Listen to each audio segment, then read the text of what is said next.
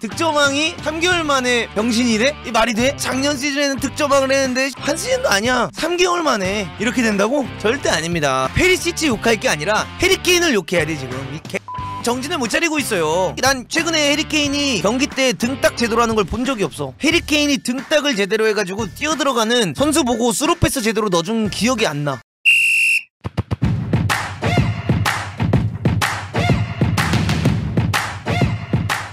손흥민 폼이 떨어진 건가? 에이징 커브. 요거에 대해서 한번 이야기해 보겠습니다. 문도그의 대답은 뭘 것 같아요? 절대 아니다. Fuck you.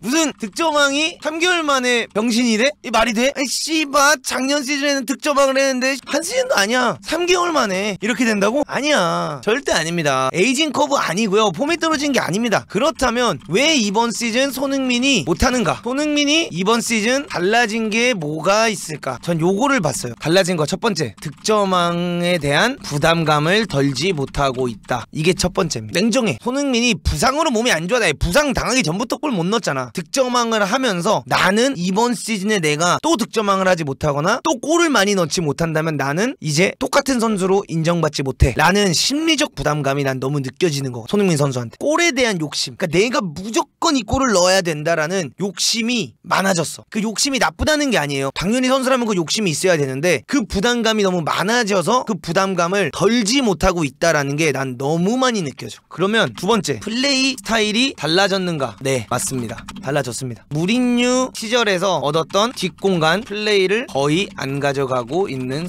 손흥민이 정점을 맞이하는 순간은 무린유 때부터였어요. 무린유 때부터 정점을 맞이하면서 손흥민의 뭔가 그런 뒷공간 침투를 통한 슈팅, 1대1 장면 이런 거를 가져가고 있는데 요게 나는 손흥민 선수의 스타일이 바뀌었다라고 생각을 해요. 근데 여기서 그러면 왜 바뀌었냐? 콘테가 손흥민을 투톱으로 쓰기 시작했다. 요게 문제야. 투톱으로 쓰기 시작하면서 등지는 플레이를 많이 하게 되고 공을 받으러 가는 플레이를 많이 하게 돼. 뒷공간을 뛰기보다. 어떤 느낌인 줄 알아요? 손흥민이 공을 뭔가 받으러 체킹했다가 띄워줘야 되는데 손흥민이 그거 하기보다는 지금은 계속 공을 지켜줘야 되는 상황, 받아주고 나서 연결해준 다음에 뛰어야 되는 상황들이 너무 많아졌어. 왜? 3-5-2를 쓰기 시작하면서. 혹은 3-4-3도 쓰긴 쓰지만 손흥민을 약간 그런 유형으로 쓰기 시작했어, 콘테가. 그러니까 이게 페리시치의 잘못이 아니야. 페리시치가 뛰니까 손흥민이 못 뛴다, 이거는 그냥 개같은 소리예요. 내가 생각하기엔 말이 안 된다고 생각하고, 나는 그건 그냥 콘테가 쓰는 축구가 잘못됐어. 손흥민을 쓰는 거 자체가. 왜냐면 손흥민이 항상 등을 못 졌던 선수야. 근데 본인이 약점을 장점으로 바꿔야 되는 상황이 된 거야. 지금 전술이. 본인의 약점이 등지는 거고 본인의 약점이 등진 상태에서 플레이를 가져가는 건데 지금 그거를 해야 되는 거야, 자기가. 그러다 보니까 뭐해? 안 되는 거지. 이도저도 아닌 상황이 되는 거야, 현재.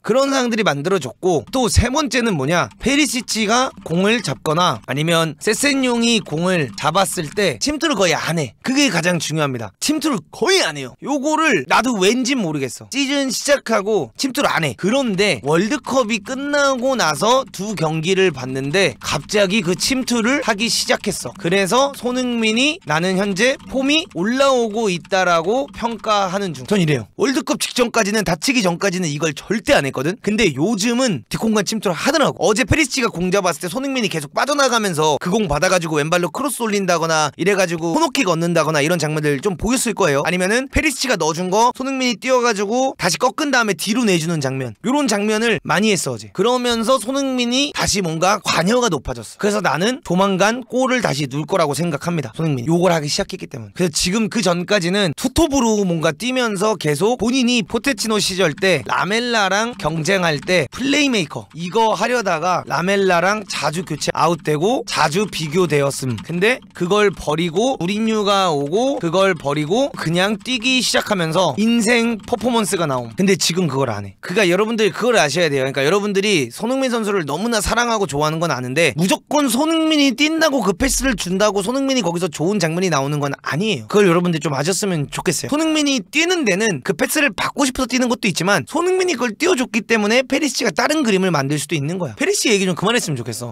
진짜 페리시 불쌍해 갑자기 난. 그리고 세 번째, 손흥민이 폼이 떨어진 게 아니라 해리 케인이 폼이 떨어진 거다. 손흥민이 현재 골을 못 넣고 있는 이유, 이거야. 간단해. 손흥민의 폼이 떨어진 게 아니야. 해리케인이 떨어진 거야. 해리케인이 못하면서 손흥민이 못하는 거야. 괜히 내가 이 사진을 여기 놔뒀겠어? 손캐듀오야. 페리시치 욕할 게 아니라 해리케인을 욕해야 돼. 지금 이 개새끼가 정신을 못 차리고 있어요. 난 최근에 해리케인이 경기 때 등딱 제대로 하는 걸 본 적이 없어. 해리케인이 등딱을 제대로 해가지고 뛰어들어가는 선수 보고 스루패스 제대로 넣어준 기억이 안 나. 난 진짜 그렇게 생각해. 해리케인이 그런 장면이 진짜 아예 안 나와 요즘. 그러니까 뭐해? 손흥민이 보여줄 수 있는 게 아무것도 없어. 약간 난 진짜 그런 느낌이 조금 많이 나요. 그래서 손흥민이 현재 골을 못 넣고 있는 이유는 전술, 뒷공간, 페리시치, 뭐 내가 페리시치 여러분들이 좋아하니까 이건 넣을게요. 페리시치 등등 뭐 미드필드 창의성 다 있다. 근데 이게 아니라 원래 토트넘은 해리케인 원맨 팀이었어.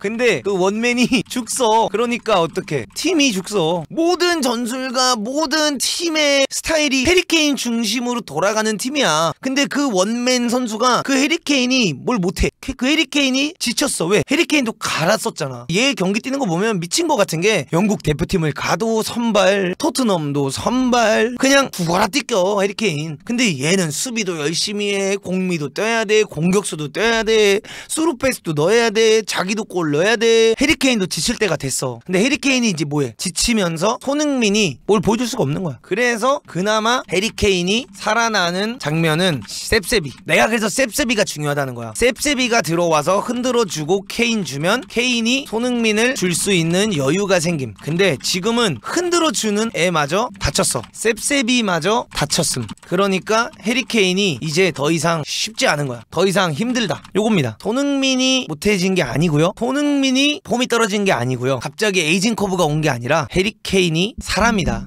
얘가 로봇가 아니다. 해리케인이 지쳤다. 그래서 케인이 고개를 들고 흥민이 어딨지 하면서 전방 보고 난 요 때린 패스를 언젠지 본 기억이 없어. 그러니까 저는 지금 말하면은 손흥민은 해리케인이 없으면 모두 아니다. 오독할 수 있는 위험 발언 아닌가요? 라고 말씀하셨지만 저는 옛날부터 이랬습니다. 해리케인이 이적을 간다면 흥민이는 같이 가야 된다. 난 진짜 이거에 대해서 저는 변함이 없어요. 해리케인이 이적을 간다면 흥민이는 같이 가야 돼. 전 이거에 대해서 변함이 없습니다. 손흥민 선수를 무시하는 게 아니라 손흥민 선수를 낮게 평가하는 게 아니라 득점왕까지 하고 대단한 선수지만 손흥민의 장점은 제가 월드컵 때도 계속 얘기했지만 뒷공간 침투할 때 속도 붙여 뛸 때야. 그러면 손흥민이 속도 붙여서 뛸 때 결국 뭐가 됐습니까? 월드컵 때 처음으로 속도 붙여서 뛴 상황에서 황희찬 골이 들어갔어. 처음으로 속도 붙여가지고 뭔가 뛸 때 골이 들어갔어. 황희찬 골이 7명이 둘러싸였는데도 그걸 막 해가지고 탁수로 패스 넣어가지고 황희찬이 골 넣었어. 손흥민을 잘 살려줄 수 있는 선수라는 거. 그렇기 때문에 해리케인이 이적을 간다면 흥민이는 떠나야 돼. 난 그렇게 생각해. 아니면 정말 스루패스 잘 넣어주는 구단에 가야 된다. 난 뭔가 이렇게 생각을 합니다. 전 옛날부터 이 얘기를 해왔어요. 그래서 욕을 많이 먹었어요. 근데 손흥민이 전성기를 맞이할 수 있었던 이유는 해리케인이 있었기 때문이에요. 이런 거랑 똑같아.